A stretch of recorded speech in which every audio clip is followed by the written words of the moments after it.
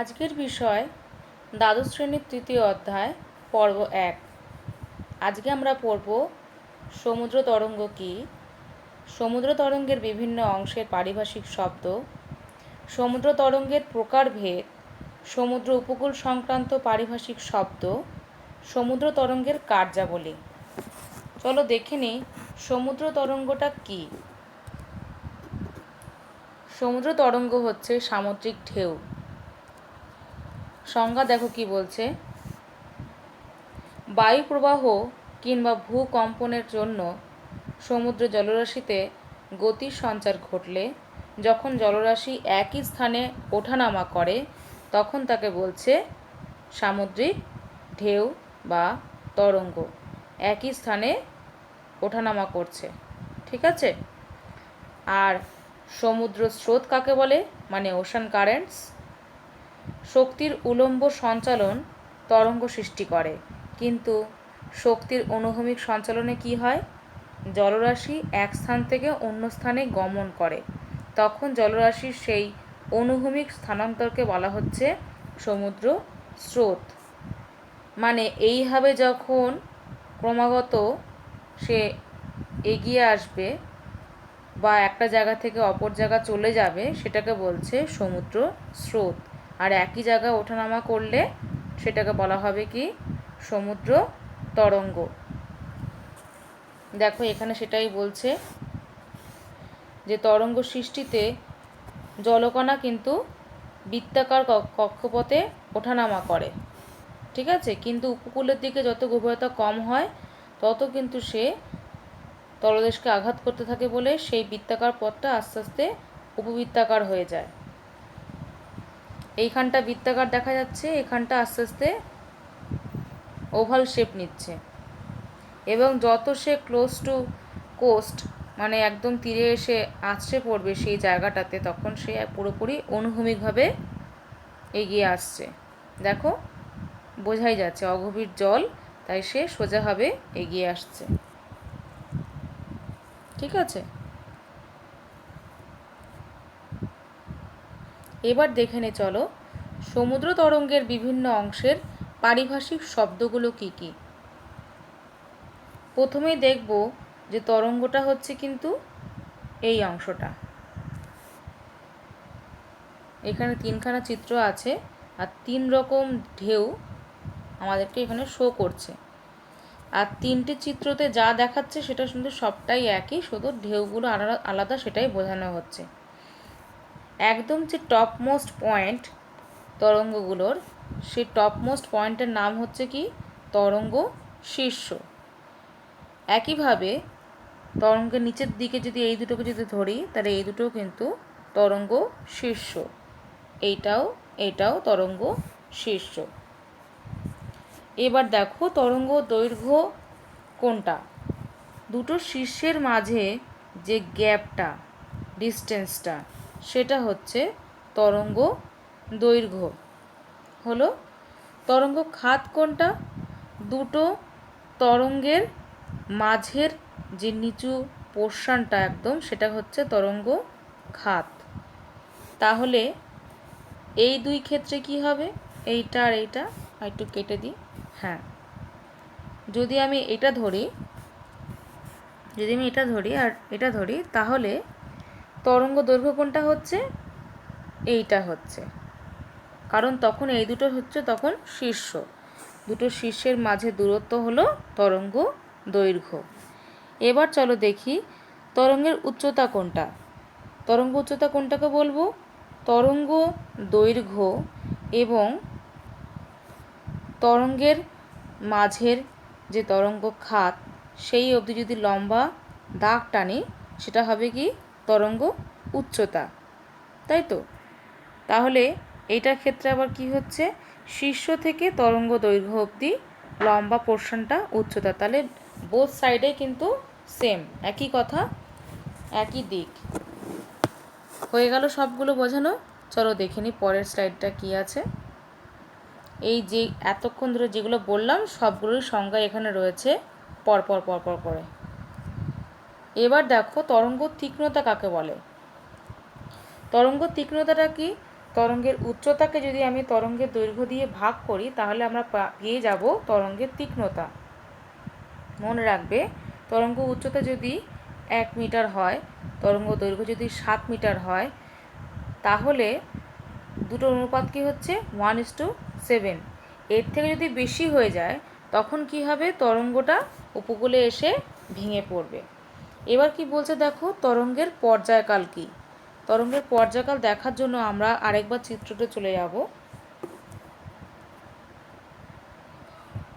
এই দেখো, এইখানে একটা তরঙ্গ আছে, এইখানে একটা সমুদ্র তরঙ্গ আছে। আর এটাকে যদি মনে করি এ স্থান, এটা যদি মনে করি বি স্থান, তাহলে এই তরঙ্গটার, এই ফার্স্ট তরঙ্গটার এই পোর্শনে আসতে যতটা সময় লাগছে সেটাকে বলছে তরঙ্গের পর্যায়কাল। সোজা কথা, এই তরঙ্গটার ক্ষেত্রে আর এই তরঙ্গটার ক্ষেত্রের যে মাঝের অংশটা, মানে তরঙ্গ দৈর্ঘ্যটাকে অতিক্রম করতে যে সময়টা লাগছে, সেটাই হয়ে গেল কি তরঙ্গের পর্যায়কাল। তারপরে পয়েন্টটা কি, তারপরে পয়েন্টটা হচ্ছে তরঙ্গের কম্পাঙ্ক কাকে বলে, মানে ওয়েভ ফ্রিকোয়েন্সি কাকে বলছে। বলছে এটা নির্দিষ্ট সময়কালে, যদি মনে করি একটা সেকেন্ডে বা একটা মিনিটে যতগুলো তরঙ্গ একটা নির্দিষ্ট বিন্দুকে অতিক্রম করতে পারবে সেটাকে বলবো আমরা তরঙ্গের কম্পাঙ্ক। মনে করি এটা একটা বিন্দু, এই একটা বিন্দুর নিচ দিয়ে যদি যতগুলো ওয়েভ পাস করছে সবগুলো যদি কাউন্ট করতে পারি 1 সেকেন্ডে বা 1 মিনিটে কতগুলো যাচ্ছে, সেইটাই হবে কি তরঙ্গের কম্পাঙ্ক। দেখো নিচে লেখা আছে তরঙ্গের গতিবেগ কাকে বলে। গতিবেগটা কি, সোজা কথা, তরঙ্গ দৈর্ঘ্যকে যদি তরঙ্গের পর্যায়কাল দিয়ে আমরা ভাগ করি তাহলে পেয়ে যাব তরঙ্গের গতিবেগ। এবার দেখো ফেজ কি জিনিস। আমরা ছবিটা দেখে বুঝতে পারছি ফেজ হলো সমুদ্রের একটা উন্মুক্ত অংশ।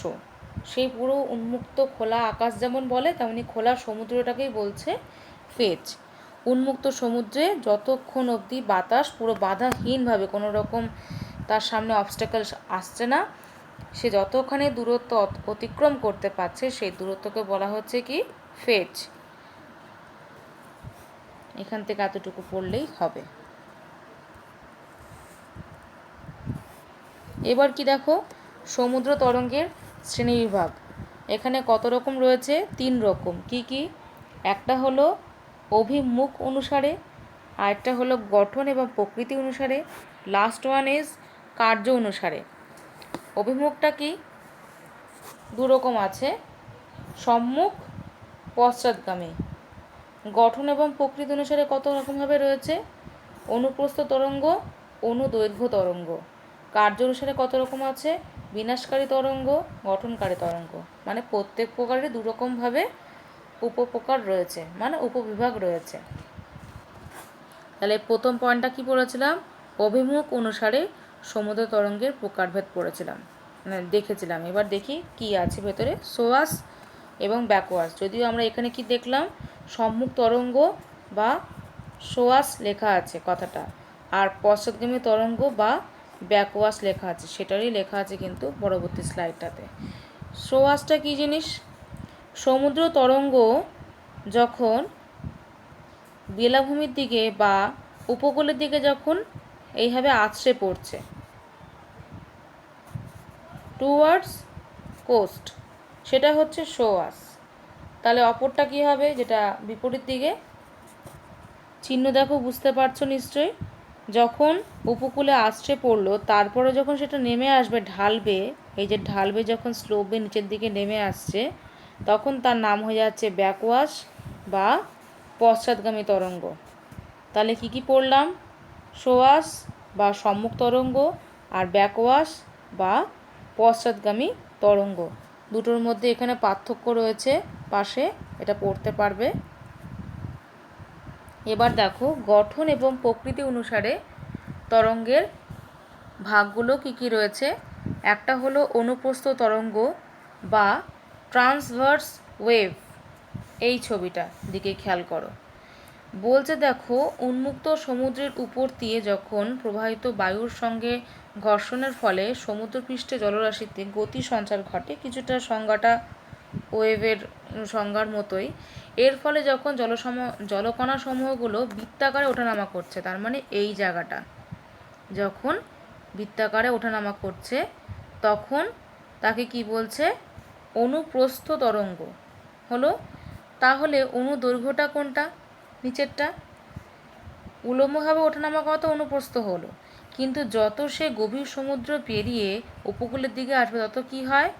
বলেছিলাম প্রথম স্লাইডটাতে যে সে আর গোলাকার থাকে না, বৃত্তগুলো আস্তে আস্তে উপবৃত্তাকার আকার নেয়, তাই তো? এবং ধীরে ধীরে সে তটভূমির সমান্তরালে উপকূলের দিকে ছুটে আসে, তখন তাকে বলা হচ্ছে লঙ্গিটিউডিনাল ওয়েভ বা অনুদৈর্ঘ্য তরঙ্গ। দেখো এখানে তরঙ্গগুলো কীভাবে রয়েছে, এইভাবে রয়েছে, তাই তো? তার মানে এখানে কিন্তু সে আস্তে আস্তে গোলাকার থেকে এইভাবে উপবৃত্তাকার হয়ে যাচ্ছে, তাই তো? এবার দেখো কার্য অনুসারে কি বলছে। কার্য অনুসারে কিন্তু এখানে দু রকম রয়েছে। কি কি? একটা হলো বিনাশকারী তরঙ্গ আর একটা হলো গঠনকারী তরঙ্গ। বিনাশকারী মানে কি কি মনে হচ্ছে? ধ্বংস করে দেয়, তাই তো? মনে রাখতে হবে আমরা যে ইয়েটা পড়েছিলাম, কি বলে, সম্মুখ তরঙ্গ আর পশ্চাৎগামী তরঙ্গ, তার সাথে কিন্তু এটার কিছুটা মিল আছে।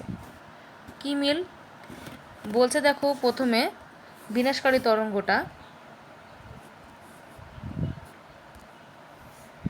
বলছে প্রচণ্ড ঝড়ের সময় বা সুনামির জন্য যখন বিশাল আকৃতির সম্মুখ তরঙ্গ, এটা প্রতি খেয়াল রাখো, সম্মুখ তরঙ্গ যখন প্রবলভাবে উপকূলে এসে আছড়ে পড়ছে, আবার যখন সেটা পশ্চাৎগামী তরঙ্গরূপে সমুদ্রে ফিরে যাচ্ছে, তখন কিন্তু তার শক্তিটা সম্মুখ তরঙ্গের থেকেও বেড়ে যায়, ঠিক আছে? তাহলে এইভাবে যে ঝটিকা তরঙ্গ বা সুনামি প্রভৃতির ফলে কি হচ্ছে? উপকূল ভাগ ক্ষয়প্রাপ্ত হচ্ছে, বিনষ্ট হচ্ছে, তাই তাকে বলা হচ্ছে বিনাশকারী তরঙ্গ বা ডিস্ট্রাকটিভ ওয়েভ। তার মানে এই যে ওয়েভটা আসছে সেটা এসে কি করছে? এখানটাতে অনেক ক্ষয়ক্ষতি করছে, তাই তার নাম হয়ে যাচ্ছে কি? বিনাশকারী তরঙ্গ। তাহলে গঠনকারীটা নিশ্চয়ই অপোজিট হবে। বলছে ছোট ছোট তরঙ্গ যখন কম শক্তিশালী হয় তখন সেটা কি করবে? তখন সে সোয়াসের তুলনায় ব্যাকওয়াশটা তা দুর্বল হয়ে যাবে, মানে যতটা বেগে সে আসবে ততটা তো সে বেগে বেরিয়ে যাবে, কিন্তু এটার ক্ষেত্রে ধীরে ধীরে আসবে এবং ধীরে ধীরে সে নিচের দিকে, মানে ঢাল বরাবর আবার সমুদ্রের দিকে ফিরে যাবে। তাহলে যা কিছু মেটেরিয়ালস সে নিয়ে এসেছিল বা যা কিছু ধ্বংস হয়েছিল সেগুলো সবাইকে আবার ঢাল বরাবর সঞ্চয় করতে করতে চলে যাবে, তাই তো? তখন সৃষ্টি করবে একটা প্রশস্ত উপকূল এবং তাকে বলা হবে গঠনকারী তরঙ্গ। তাহলে বিনাশকারী আর গঠনকারী দুটোর মধ্যে কিন্তু পার্থক্য আসে, বুঝে নিতে হবে এই দুটো সংজ্ঞার মধ্যেই। ছবি দুটো কিন্তু চিহ্নিত সহকারে আঁকতে হবে। এবার দেখো ঊর্মি ভঙ্গ কি। এই যে ঢেউয়ের কথা বলছিলাম, ঢেউ যে যখন আছড়ে পড়ছে বা ভেঙে পড়ছে সেটাই কিন্তু এখানে ঊর্মি ভঙ্গ নামে পরিচিত। আচ্ছা, ঊর্মি ভঙ্গ তো এখানে 3 রকম ছবি রয়েছে, দেখে নি কী কী বলছে এখানে। এইখানে দেখো কি লেখা আছে, তরঙ্গ শীর্ষটা ভাঙছে, তার মানে এটা তো শীর্ষ, আগে বলেছিলাম, সেগুলো এখানে এসে পুরোপুরিভাবে ভেঙে যাচ্ছে, তাই তার নাম হচ্ছে ঊর্মি ভঙ্গ। তারপরে দেখো কি লেখা আছে, প্লাঞ্জ। প্লাঞ্জ কি? তার আগে দেখি কি বলছে এখানে, যে ঊর্মি ভঙ্গ মূলত 3টি পর্যায়ে ঘটে। কি কি পর্যায়ে? প্রথম পর্যায়ে মূলত উচ্চতা বাড়তে বাড়তে তরঙ্গের আকার বা অবয়বটি কুণ্ডলীকৃত হয়ে আকশির মতো আকার ধারণ করে এবং সবেগে এগিয়ে আসে। আকশিটা কি? এই পোর্শনটা মানে এই রকম যে অংশটা হয় সেটা হলো আকশি। এইভাবে যখন এগিয়ে আসছে সেই পর্যায়টাকে বলা হচ্ছে প্লাঞ্জ হলো। এবং যে রেখা বরাবর এই ঊর্মিভঙ্গটা হয়, একবার দেখি, যে রেখা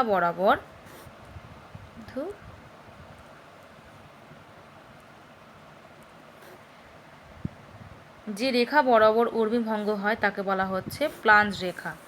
দ্বিতীয় পর্যায়ে কি বলছে দেখো, যখন ঊর্মিভঙ্গের পর তরঙ্গে জলরাশি উপকূলের উপরে আছড়ে পড়ছে, মানে সোয়াশ বা সম্মুখ তরঙ্গের সৃষ্টি করছে।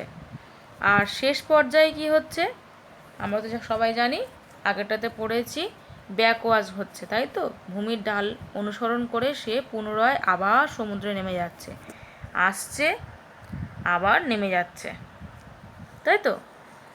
তাহলে পুরো পর্যায়গুলো বোঝা গেল। এইবার দেখো কয়েকটা সংজ্ঞা নিচের দিকে রয়েছে, ভালো করে খেয়াল করবে। বলছে কি, অনেক সময় সমুদ্রের জল উপকূলের সমান্তরালে প্রবাহিত হয়। এই ছবিটাকে খেয়াল করবে। এই দেখো, উপকূলের সমান্তরালে প্রবাহিত হচ্ছে।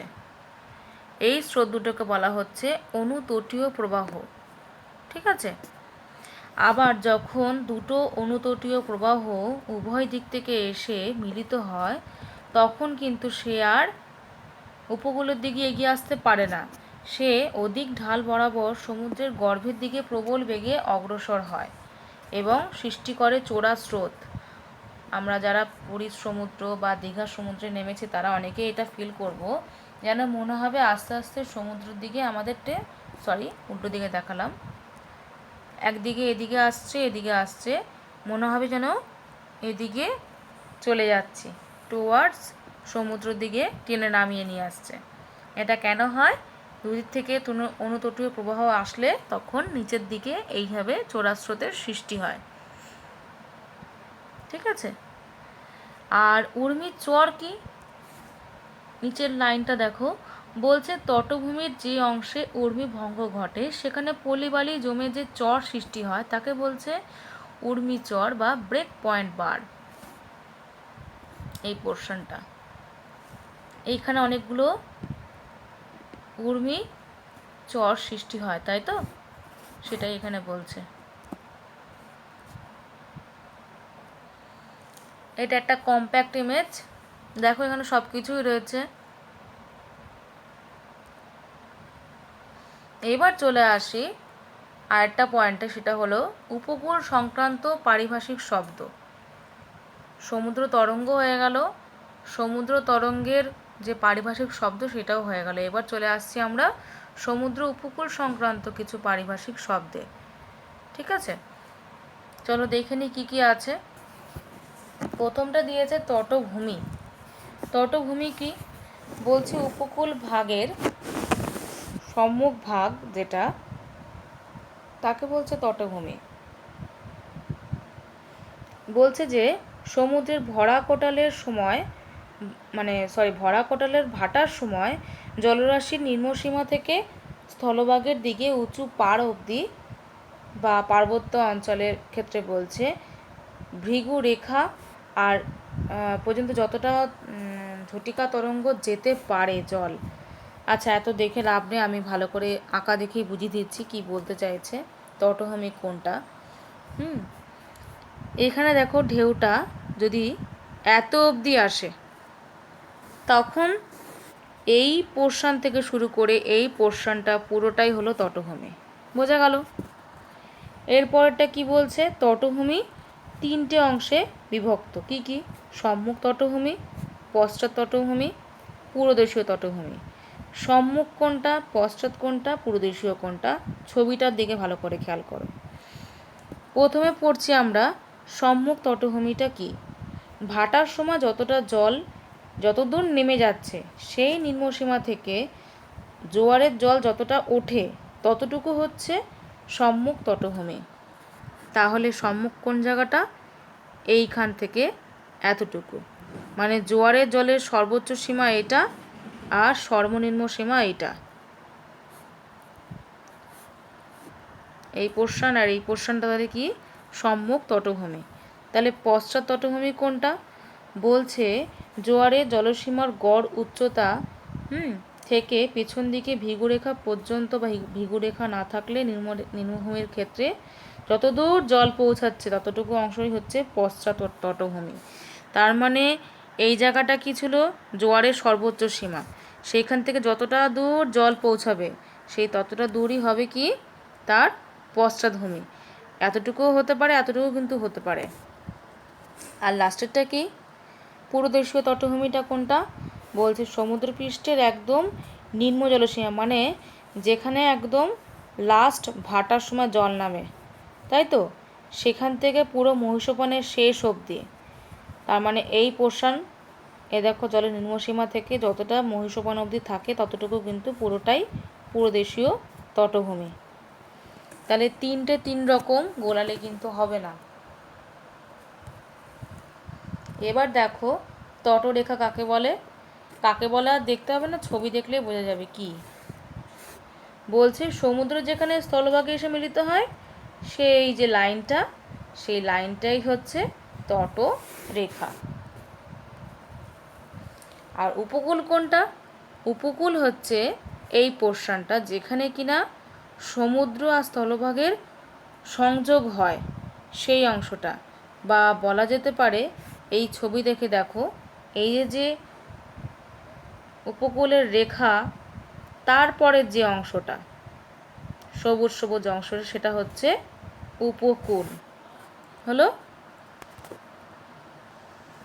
এবার দেখো সমুদ্র তরঙ্গের দ্বারা উপকূলের ক্ষয়সাধনে বিভিন্ন প্রক্রিয়াগুলো কী কী। আচ্ছা, কি কি রয়েছে ভালো করে দেখে নিই। জলপ্রবাহজনিত ক্ষয়, অবঘর্ষ ক্ষয়, ঘর্ষণ ক্ষয়, দ্রবণ ক্ষয়।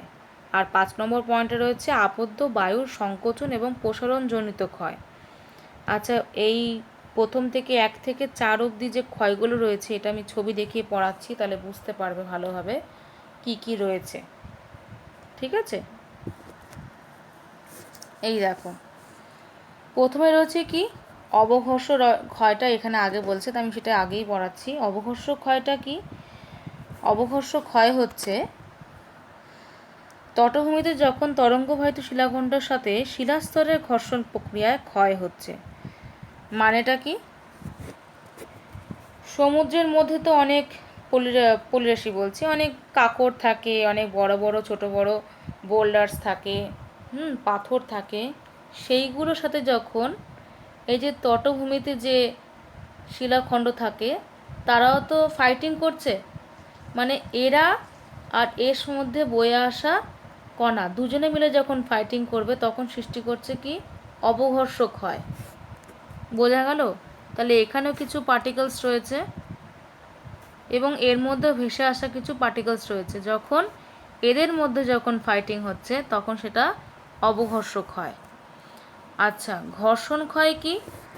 ঘর্ষণ ক্ষয় হচ্ছে যখন সমুদ্রের মধ্যে বাহিত যে কণাগুলো ছিল তাদের মধ্যে যখন ফাইটিং হবে, মানে একে অপরের সঙ্গে, ঠিক আছে, তাদের মধ্যে যখন ফাইটিং হবে তখন সেটা হচ্ছে ঘর্ষণ ক্ষয়।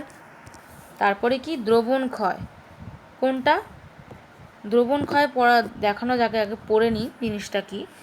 4 নম্বর পয়েন্টটা দেখো, উপকূল ভাগের চুনাপাথর যুক্ত অঞ্চল বা চক ডলোমাইট এগুলো যদি থাকে তাহলে কিন্তু সমুদ্র জলের সঙ্গে সেটা রাসায়নিক বিক্রিয়া করবে এবং সৃষ্টি করবে দ্রবণ ক্ষয় এবং ধীরে ধীরে তাকে সেখান থেকে অপসারিত করবে। তার মানে এই যে দ্রবণ ক্ষয়টা লেখা আছে, ক্ষয়টা কোথায় হবে? এই পোর্শনটায় হবে, যদি জায়গাটা যদি চক ডলোমাইট চুনাপাথর দিয়ে যদি গঠিত হয়। আস্তে আস্তে সলিউবেল হবে, ক্রমাগতভাবে তার মধ্যে নানা রকম রাসায়নিক মানে বিক্রিয়া ঘটবে এবং সে দ্রবীভূত হয়ে হয়ে জলের মধ্যে মিশে যাবে। আরেকটা কি রয়েছে? জলপ্রবাহজনিত ক্ষয়। এটাই মূলত আমরা চোখে দেখতে পাই ভালোভাবে, কেননা আমরা বুঝতে পারি যে ঢেউ এগিয়ে আসছে, তাই তো। ওফো,